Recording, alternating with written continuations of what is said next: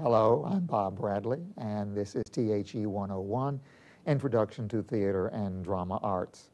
My guest today is Sandra Fenichel Asher, playwright, and we're most happy to have her here. She has written many different plays, done adaptations, done dramatizations, and we are going to have a conversation with her about what is her process and how does she move from the beginning point to the final point of seeing it on stage.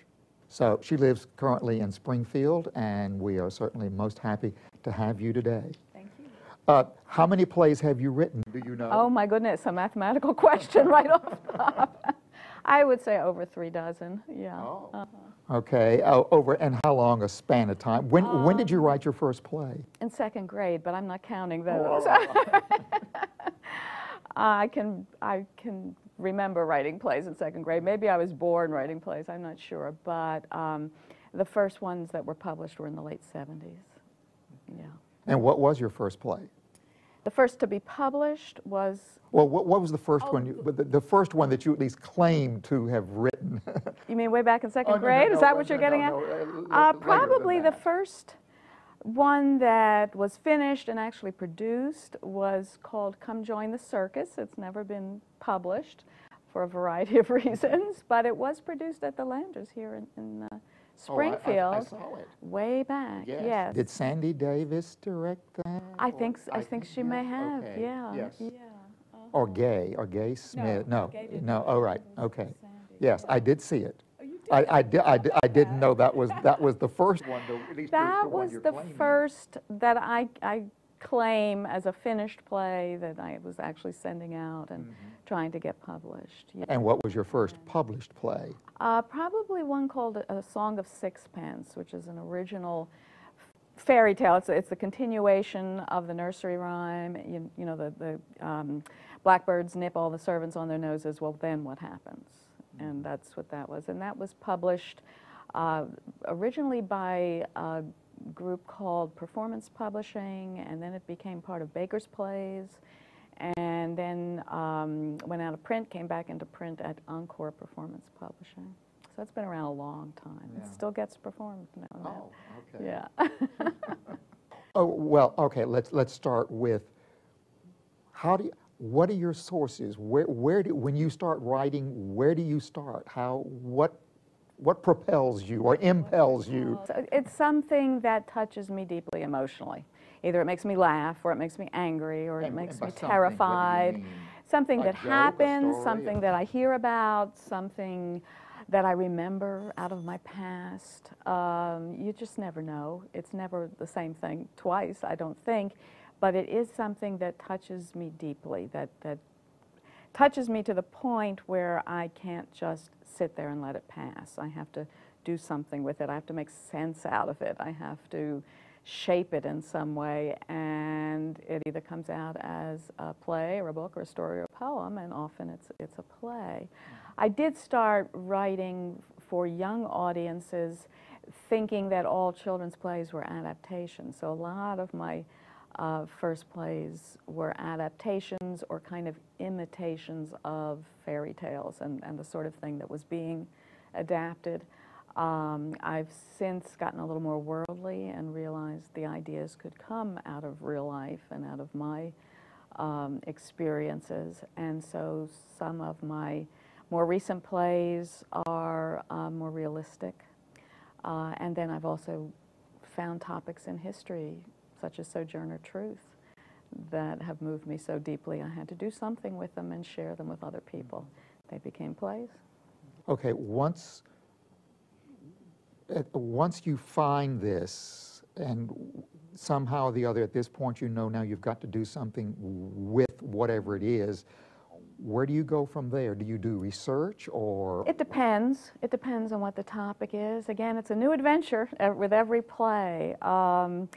With a recent play called In the Garden of the Selfish Giant, a former Springfieldian named Roy Hamlin asked me if I'd be interested in adapting Oscar Wilde's play. So I went and read the play because I love the book rather. I'm sorry, it's a story, it's not a book. It's in a book of fairy tales, yes. It's one of his fairy tales. Right. And so I reread The Selfish Giant, realized that I was not the one to adapt this particular story because it's a very, very religious and Christian story, and I didn't relate to that part of it, although there was a lot else in it that I do relate to.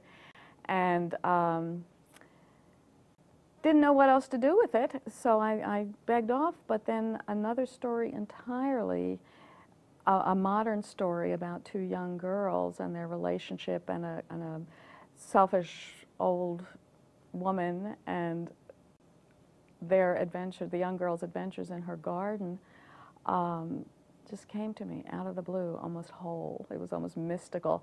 And okay, now the two girls and the woman, did you say? Yeah, one of them has been, her summer's been ruined. Maggie's summer's been ruined because her grandmother is dying. She's never met this grandmother. Her mother has cut off all relations with her, but it's the end of her life, and the mother drags her back. This was not this did not come from any other source. Somehow the other. It came from.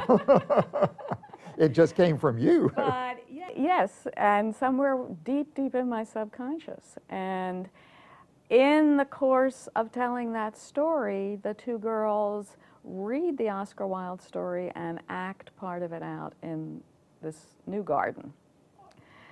Wonderful. So it's, as I say, it's an adventure, and you don't know where it's coming from, really. After I wrote it and attended several readings, Roy invited me down to Baton Rouge when he was working there, and we traveled from library to library with a cast and did some readings of it. I realized it's probably the most autobiographical play I've ever written, although no event in it and no character in it is real.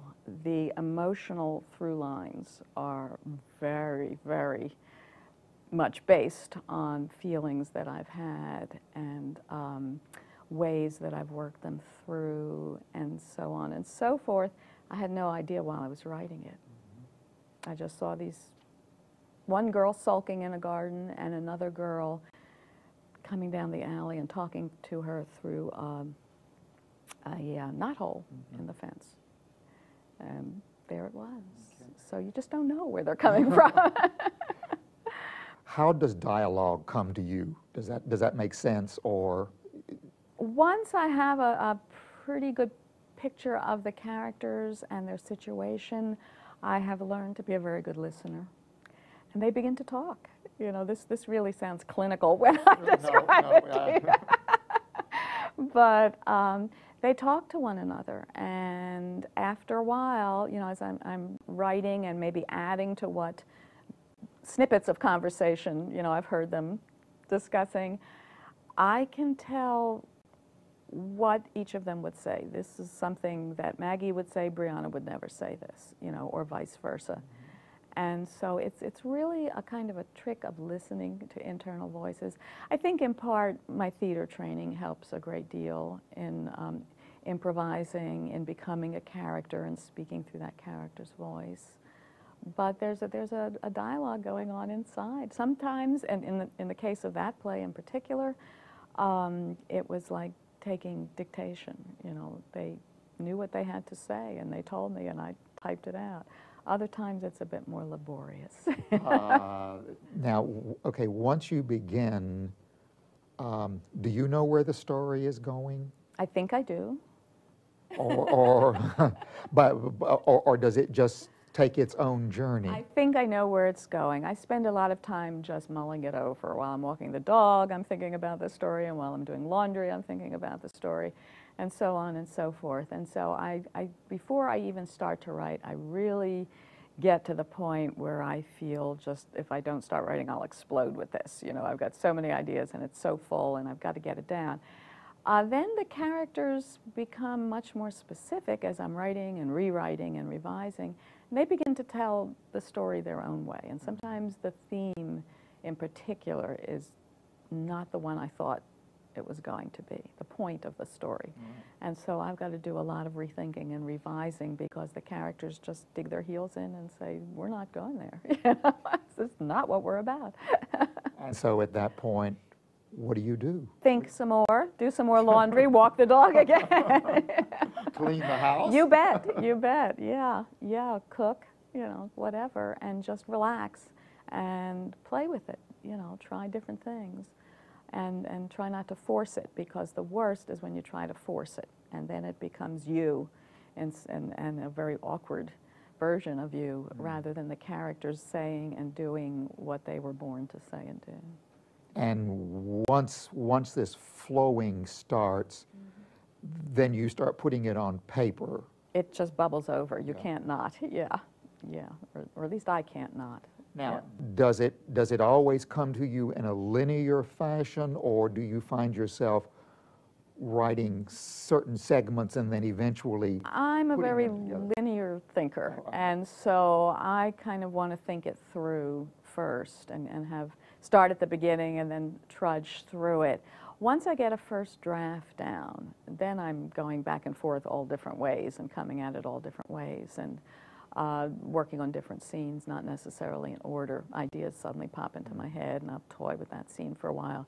Well, now I've changed that one, I have to change the ones leading up to it, you know, because everything's fallen out of sync again. And so that's the way it goes for me. Other people work very differently, and it's important to emphasize that, you know, whenever I talk about my system, because it's my system and nobody else's. It's what works for you. I remember in an interview that I heard once with the playwright Tina Howell, and she talks about that she will write a single page 20 or 25 times. Rewrites and rewrites and rewrites and rewrites. She says, it's terrible, it's terrible, but she has to. Whatever works, you know, if that works, great. I find I've got to get an entire first draft down. If I get too critical too soon, I will never make any progress, and, you know, the inner critic turns on, you know, this is junk, no one's going to believe this, no one's going to care about this, you know, stop, you know. If I get an entire draft down, I've grown close to the characters. There's this nice fat wad of paper, you know, that has some heft to it. And you can't throw characters in a trash can. You know, you've got to, may come back 10 years later and figure out what to do with them, you know, to make it work, but you're not going to throw them away at that point. Or at least, as I say, I'm not. Now, once you have the draft, you have gotten the draft, and at this point, you just keep at it until the draft is there. You just sort of refuse to go back. Well, actually what I do each day is I assign myself a certain number of pages. On a first draft, I usually find 5 works for me. It's a in one day. In one day. In one day. Yeah, yeah. The next day I do go back, I print those out, I reread them, I scribble all over them, but then I push ahead 6 through 10. The next day I reread 6 through 10, I might make a note on page 3. So this serves a couple of purposes. One is I am rewriting some, you know, and all those great afterthoughts and second thoughts, you know, I'm getting those down while moving ahead. But I find reviewing a few pages also puts me in the same place I was when I left off the day before. You know, each time you come to the computer or whatever you're working on, you're a different person. You know, you've started a diet, you drank too much coffee, you had an argument with somebody, and reviewing 5 pages puts me back into the rhythm and the mood I was in when I left off. So I'm able to enter that fictional world again and move forward. Yeah. And so then you push on, and how do you know you arrived at the end? When do you, how do you know it's there? When I you put the end. When I put the end, no, not really. When I see how all the loose ends come together, you know, and I begin to see what this story is really about and who these characters really are, and this is the place where they've got to end up at the end of this particular story. I know I'm at the end. That doesn't mean the end is never going to change again. It just means I have something that feels whole to me, that feels that this is a story that works and is worth telling. But then I go back and many things change. Characters come and go, scenes come and go, and the ending may well change from what I thought it was supposed to be. Yeah. Now, once you begin rewrites, then how extensive is this? Sometimes very extensive? It's sometimes hugely extensive. I'm working on a futuristic Joan of Arc now, and it has taken an enormous amount of work, and I've moved the first box of revised manuscripts into the basement to make room for the second box of revised. But this has been a really hard one, and it's getting there. It really is getting there. I'm very excited about it, but that's probably about, and I guess if you put them all together, they'd be, like that high, just chunks of. All right, now let's take specific that. Where did this come from? What was your starting point? This was another case where someone asked me to write something, and I didn't think that was the right thing for that. A director had a 15-year-old actress in mind. She was just crazy about Joan of Arc, and she wanted to play Joan of Arc when she was 17, which is how old Joan was when her adventure started. And so he called and said, would you be interested in writing a play about Joan of Arc that we could use in 2 years for this actress? And so I went back and I reread St. Joan, and I reread The Lark. The Bernard Shaw. Yes, the Bernard Shaw and Ennui. And the Lark, Hellman. Yes, and remembered how much I had enjoyed them both. And I said to this director, there really are two wonderful plays about Joan of Arc, choose one. And there's let's see, there's St. Joan of Lorraine by Maxwell Anderson, right, yes. And right. So those were the two I happened to read, and I said I'd write one of those if I could, but I probably can't, and besides, it's been done. So I put it away, but what stayed with me was this 15-year-old actress and her fascination with Joan of Arc, and it brought back to mind the fact that I was fascinated with Joan of Arc when I was a young girl. In my day, we had two possible female heroes, Joan of Arc and Betsy Ross, and if you weren't into sewing, it was Joan of Arc. So I thought, yeah, I was fascinated with her too, right? And the martyrdom, the whole thing, was just very romantic. And now I understand. Now, yes, yes. Sandy leading the parade.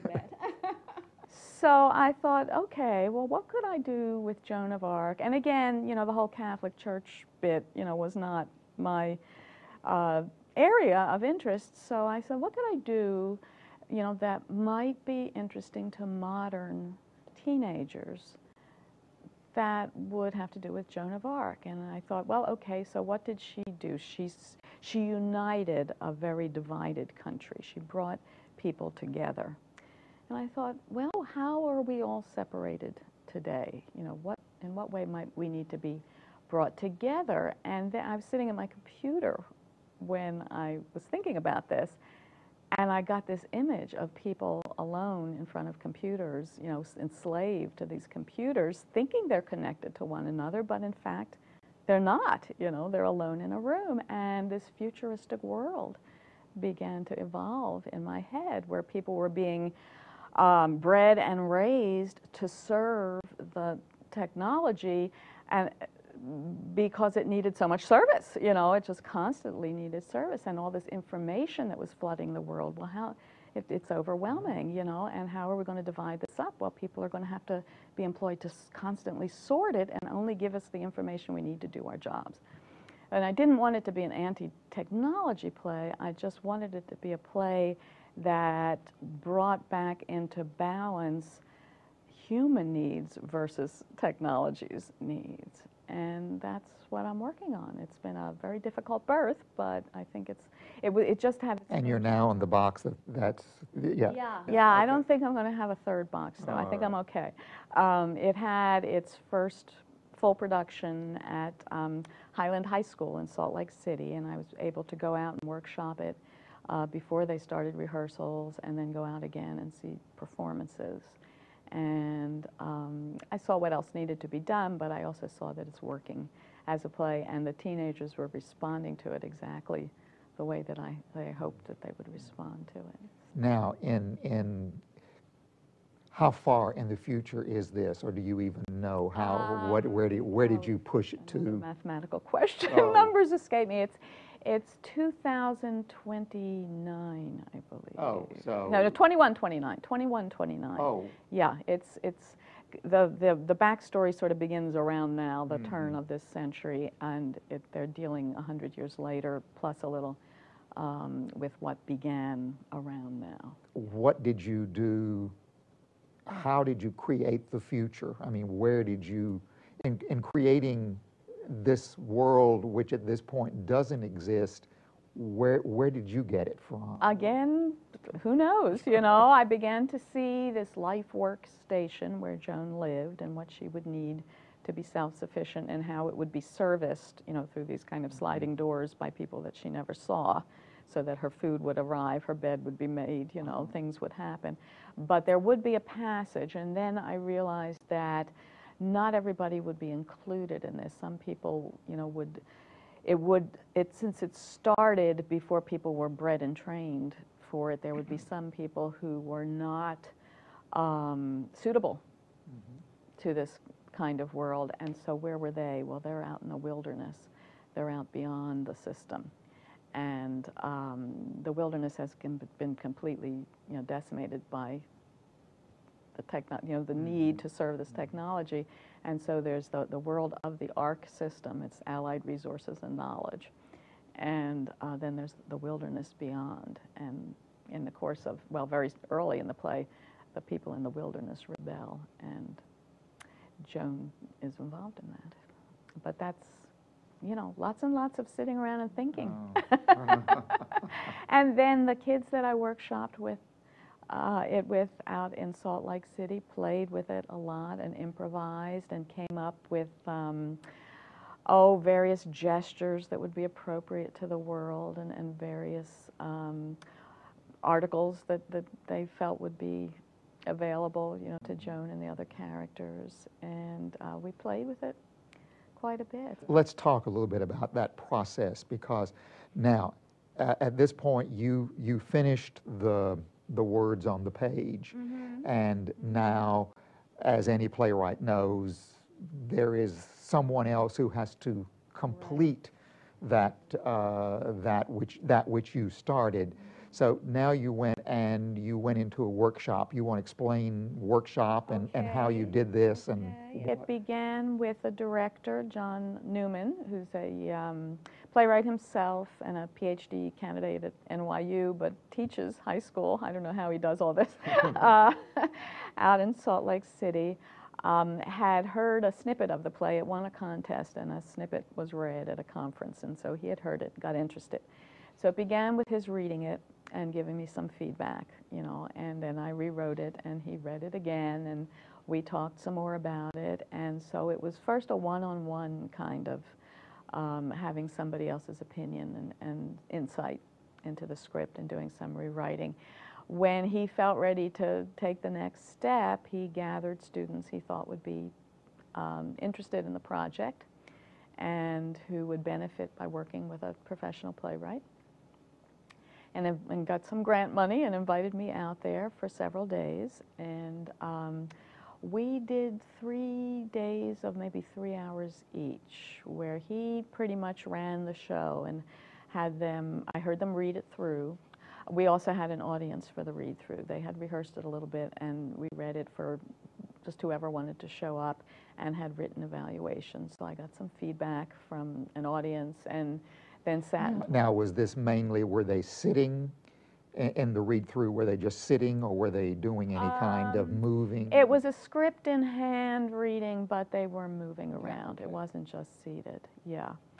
And I got to talk to the audience a little bit after, too, and they, you know, responded to some of my questions about what they thought and what confused them and what played well for them and what engaged them. And then the kids and I went over that and talked about it some more, and just really picked the play apart and what they related to and what characters they related to and how that related to their own lives, and you know, what they brought to the characters and what they felt was missing. And now these were all high school students, so they're all teenagers. Freshmen through seniors, I think. Granted, they were kids who were dedicated to theater and kids who were very excited about doing this kind of thing. But other kids who were in the audience who just showed up, you know, also had input, and there were adults also. So then I went home with all their ideas, you know, kind of bubbling up inside of me, and I rewrote it again and sent it out, and they were getting ready to perform it let's see, I was there the first time in December, and they were going to perform it in May. So I had a couple of months leeway before they went into actual rehearsal.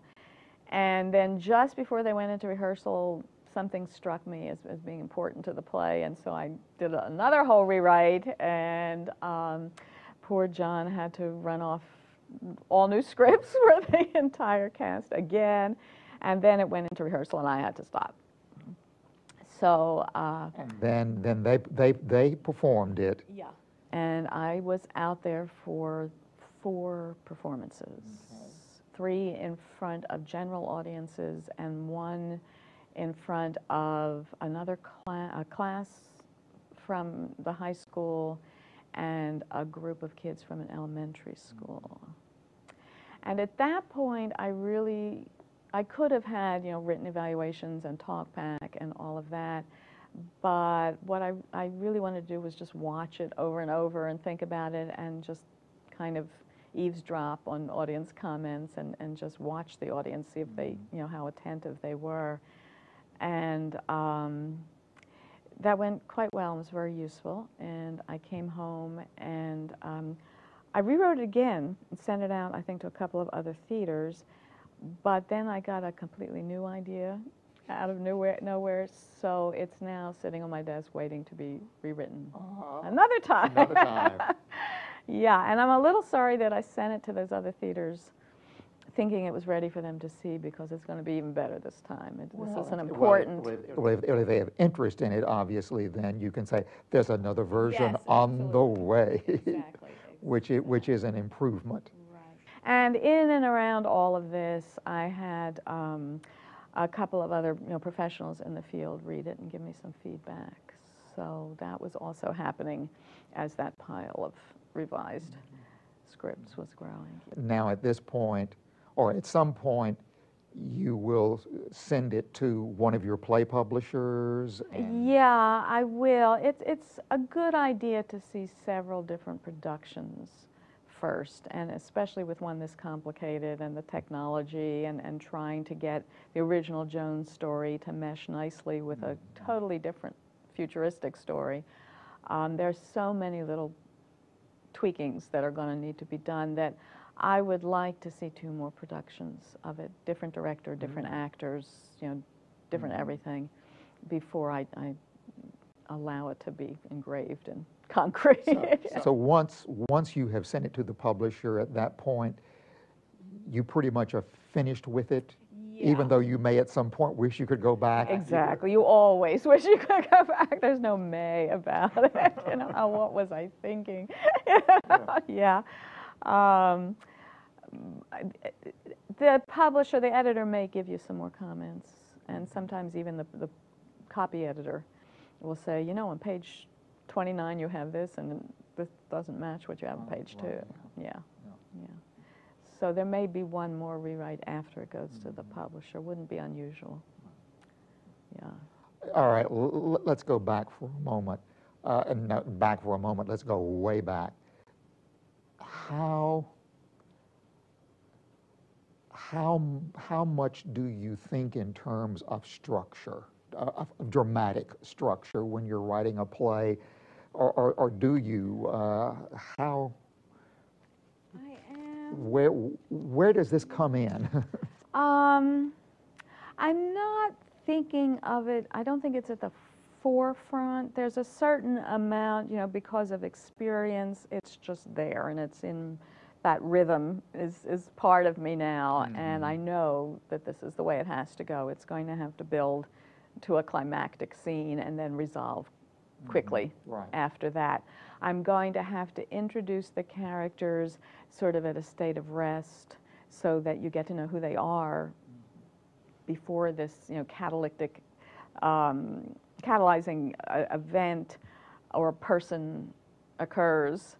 and changes everything, and starts the dramatic action going. I know I'm going to have to do that, so a lot of it I'm doing really without thinking about it all that much. I don't have the outline posted on the wall or anything like that, but that's because I've been doing it a long time, and I've seen my mistakes performed, and I've learned what works and what doesn't, and what's going to have to happen. And so I'm aware of it the whole time, but I'm trying to work it through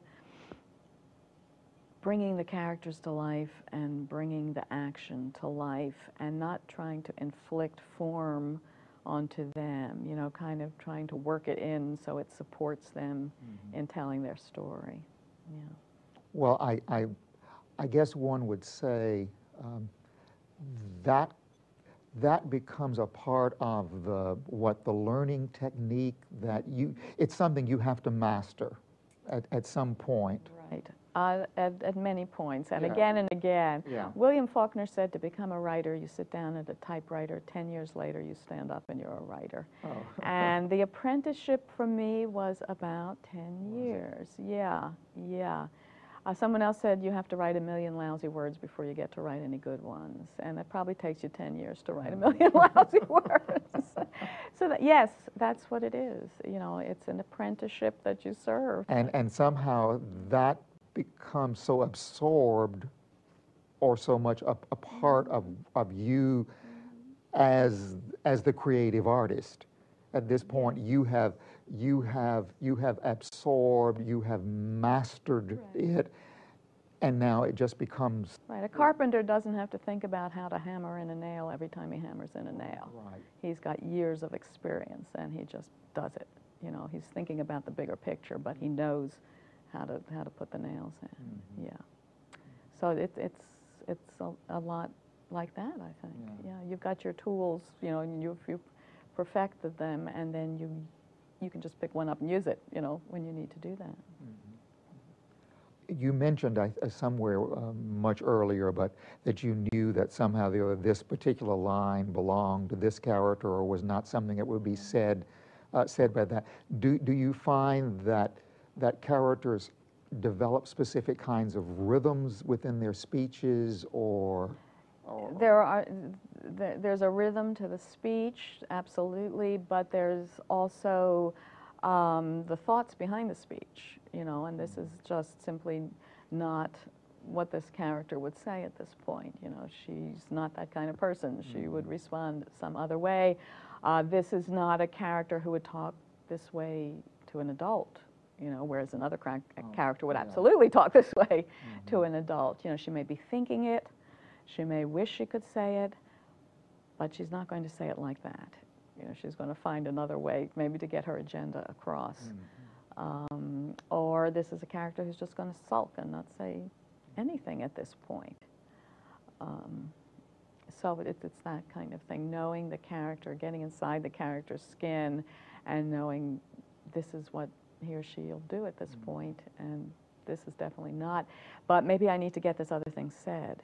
Well, which of the characters might just blurt this out, and then that line would get assigned to a different character. I would use two different words here, and that is, I would use a word adaptation and the word dramatization, and I would make a difference between the two, and that is, I think the difference would be an adaptation, somehow the other remains more inherently faithful to the work from which it is being adapted. And a dramatization is a freer, maybe using some of the same material or even the same characters. Well, that's at least the distinction I'm making. How does an adaptation govern you? That is, if you are adapting a work, how does that original work govern what you do as the playwright? This is a topic we debate at great length at conferences. And I've had 6 or 8 opinions on this, and originally thought that, you could take the original piece and kind of play with it any way you wanted. You know, it became yours. Then went through a period influenced by others where you had to be absolutely and slavishly, you know, loyal to the original piece. You were only serving as a conduit, you know, to bring it to the stage. Can you give a specific example of a piece that you have adapted Well, let me think. Try and think really quickly. The Wise Men of Howell, the stories, the Howell stories. Okay. You know, there are many versions of those, and they're told by different authors. But I added to them. You know, the Howellites think in totally illogical ways, and I found after I worked with these characters for a while, I could think like that too. And so some of the things that happen in my play, which is called The Wise Men of Howell, as far as I know, are not in any of the collected stories of the Wise Men of Howell. They're strictly Sandy Asher, you know, riffing on this theme. There are purists who would say, you don't do this. You know, you read a story by the Brothers Grimm, you are absolutely faithful to it. Granted, you bring it to the stage, but you don't add, you don't subtract, you just do what was done before. You turn it into dialogue, I guess. Yes, yes. Other than that, in spirit and in sequence and in theme and in everything else, and in mood and atmosphere, you're loyal. I agreed with that, and some wonderful plays have been developed that way.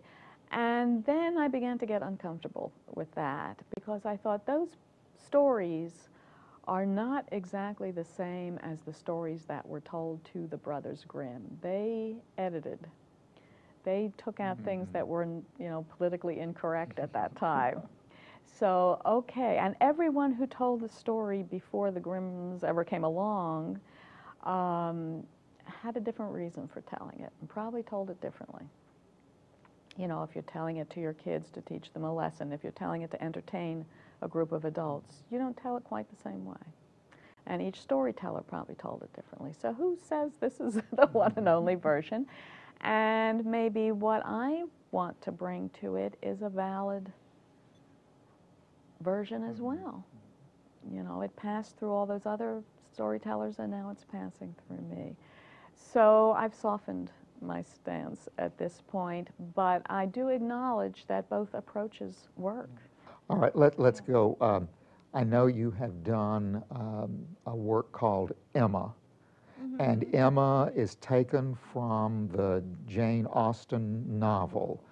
Okay, what did you do? Okay, you started reading the novel. Then where did you go from there? Well, of course, about 200 pages needed to be removed, or it would have been a 10-hour play. It's a long, long novel.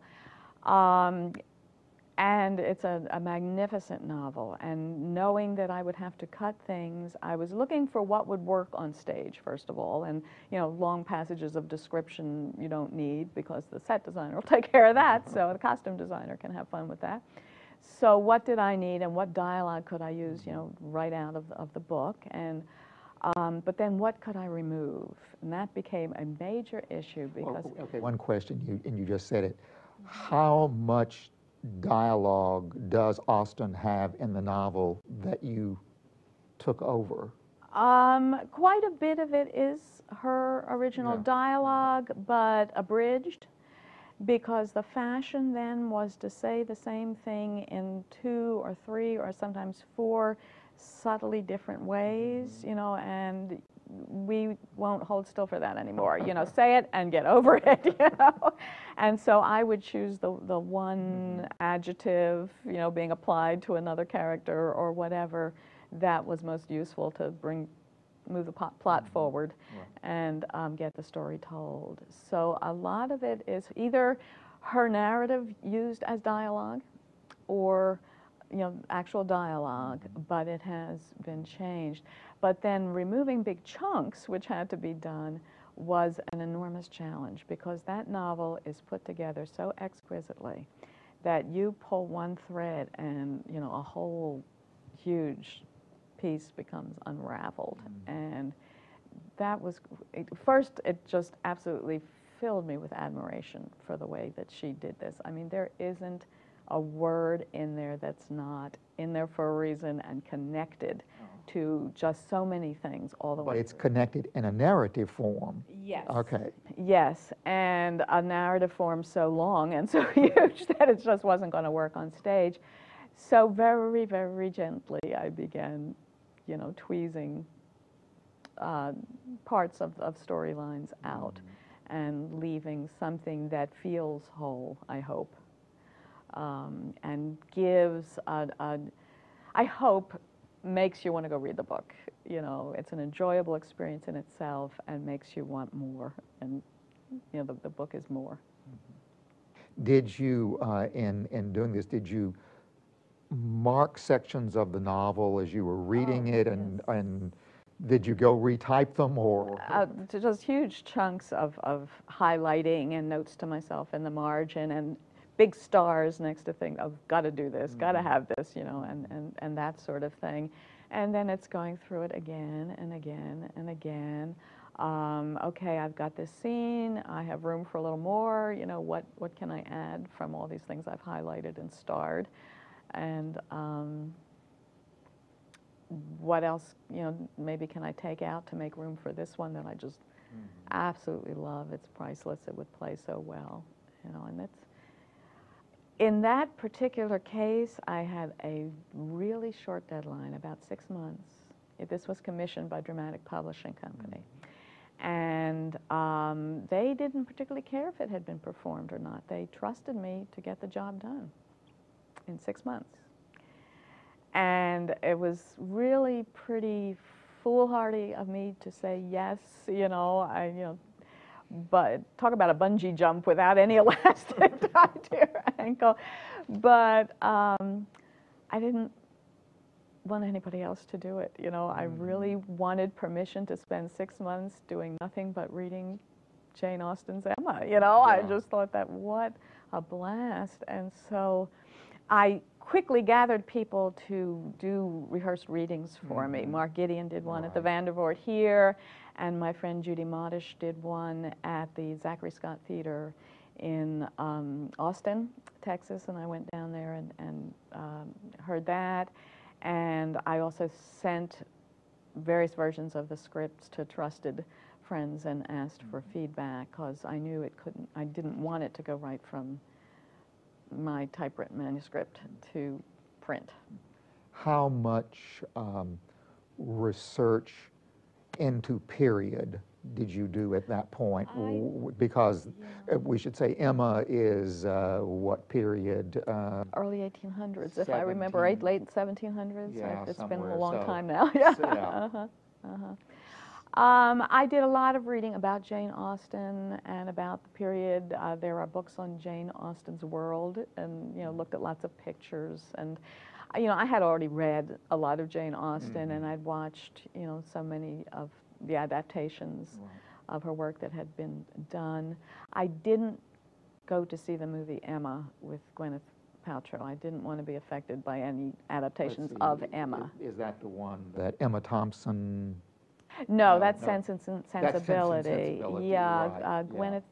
Oh, it was Ang Lee, I think, who directed Emma, if I'm remembering it correctly, and Gwyneth Paltrow. I'm not sure who did the adaptation, though. If maybe he did, I'm not sure. Maybe Ang Lee did. Yeah, it's possible. It's possible. Yeah, so I didn't want to be influenced by that, but I was pretty steeped in Jane Austen before I started. You did certainly feel that you had to become familiar with that world in which Emma takes place. Part of the fun, just go live there, you know, for a while. And I wanted that experience, so I did this crazy thing and wrote a play in 6 months and let it be published. And I guess it's worked out okay, because it's been performed. And it's being performed, so I actually have never seen a full production. It's been done at the University of Southern California, it's been done at the University of Vermont, it's been done in high schools, but nowhere where I am. So I think we're doing it at the Vandervoort next spring. That will be the first. Oh, that's right. Yes, Yes. I think it is on the schedule. Yeah. So right. Maybe, unless something else pops up first, the first time I actually see it performed. Okay. Okay. Yeah. Well, let's go. One of your plays I know that you have seen and that you are very proud of is the one on Sojourner Truth. A Woman Called Truth. Where did you come? Where did you come with that one? Where did it come from to Yes, me? yeah. Oh, another, Well, Bob, fact, you're going to here, get all here. these A Woman mystical. Called Okay, hold it A up to Woman the Called camera. Truth. Right, another mystical experience. You're not going to believe this one. Okay. I was taking classes at Drury toward my elementary ed certification in the early 70s. You know, the just in case degree, and was taking American history. Mm-hmm. And we had a textbook assigned, and I had my textbooks in the living room somewhere, and I was cleaning. And I picked up this American history textbook, and out fell one of those small 45 RPM records. And it said... Oh, that's a long time ago. Yes, yeah, early 70s. It said 4 great American speeches. And so I put it on the little record player to listen to while I was dusting. And the first 3, there was probably the Gettysburg Address, and I don't remember the other 2, and they were, you know, men droning on, you know. Suddenly, there's this woman's voice, and she's giving Sojourner Truth's Ain't I a Woman speech. Yes. And it just, like, threw me back against the wall. And she got to the point where she's talking about that women should not have the same rights as men because Christ wasn't a woman. Where did your Christ come from? From God and a woman. Man had nothing to do with it. And I thought, oh my, somebody has got to get up on a stage and give that speech every day of the world. You know? And this was, you know, way early 70s. So the women's movement was, you know, not really pounding, you know, I was dusting, right, at this moment. And so I started doing research on her. There wasn't a whole lot out there at the time. You asked about black women in American history, you got Harriet Tubman. Apparently there was only one, you know. In textbooks, almost nothing, maybe a line, but almost nothing. There was, however, a wonderful young adult biography called Journey Toward Freedom. And I read that and realized her life would make a 13-part PBS series, but I thought, okay, I'm going to concentrate on what brought her to this speech, you know, who helped her to this moment or influenced the person that she became. And reading her story, I realized she had experiences as a slave, and this speech was given in the 1850s. This was before abolition, this was, and the Civil War. She was a slave in New York, which was even odder. And how did she get to this moment that she gave this speech? That I thought that would make an interesting arc for a play. There is her life story as dictated to Olive Gilbert, in which we don't know if this is her voice or not. You know, it's in a dialect, but she never went south, and it's in a southern quasi-pseudo-black dialect, I guess, and so you never know how much was put in by the person writing it down. So I decided, okay, I can't do a documentary. This woman, you know, couldn't either read or write. She never wrote down her own story. All I've got is impressions. So I called it a celebration of the life of Sojourner Truth. I originally wrote it. It would take at least 16 actors. There were 30-some characters. It was a very long 2-act. Began sending it out. It got a lot of interest and a lot of suggestions that this was really too big. And it began to win contests, and I was invited to a reading, and I finally got it down through a lot of work with, by mail and phone, with Amy Brockway, who had the Open Eye Theater in New York. She's now in the Catskills. with it, to a 6-actor play with from 30. Well, 30? there are still many characters. Oh, I see. All right. But 6 actors. There's only one Sojourner, and she plays herself from a 10-year-old girl to an elderly woman. But the other actors fill in all the rest of it, and at that point it became very producible by a lot of, and it has been produced probably, I lost count at 200 different productions. Is it your most frequently produced play? Definitely. Yeah, yeah. And I have seen it many times. And I've never seen the same Sojourner Truth each time. So when you talk about being faithful to the original, it's not possible for anything to pass through, an actor and be exactly the same every time it passes through different actors. So it's all collaborative, and at some point we all give up ownership of the originator gives up ownership, the scriptwriter gives up ownership, and it becomes its own entity. Okay, and so once you cut the umbilical cord, it takes on its own life. I think I've observed that there are 2 kinds of playwrights. Playwrights who really have such a definite, clear vision of what they want that they almost have to always direct their own plays, or they have to sit next to the director and comment, and it makes them very unhappy when they don't see it the way it's inside their own heads. And then there's the other kind of playwright who, as I do, says they don't call it a play for nothing. Play with it. I'm really curious to see what it means to other people and what they do with it. And if it doesn't work out, if they do poorly with it, well, that's just one production. And the play's life goes on beyond that one production. And I learned so much by seeing it from somebody else's point of view that I enjoy seeing the different interpretations.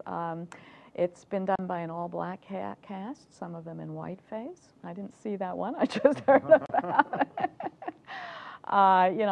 It's been done a lot of different ways, and that fascinates me. I find that fun, Well, that of course is, I suppose that's the art of the theater. I think it is. Right. Yeah. And that's also the ephemeral quality, and that is it happens this way, this time, this place, and in this particular circumstance. But that's it. It's then gone forever. Just like life. Yes. Or as I read on a T-shirt, and I wish I'd bought the T-shirt, film is art, theater is life, and television is furniture. Sorry about that. Yes. No, I have seen that. In fact, I think I know somebody who has that T-shirt. I must find one. Yes, get me one too when you find it. I passed up the opportunity. Well, let me say I thank you very much for being here, and it has certainly been a most enjoyable hour, and I hope certainly a most helpful hour for beginning to understand the process of playwriting for one particular playwright, but to having some idea of how we move from that which begins in the inspiration or begins with the playwright, moves through the development of the playwright, and then is delivered to the theater people, and they finish then this creation and turn it into the performance that the audience sees. Thank you, Sandy. Thank you. Thank you.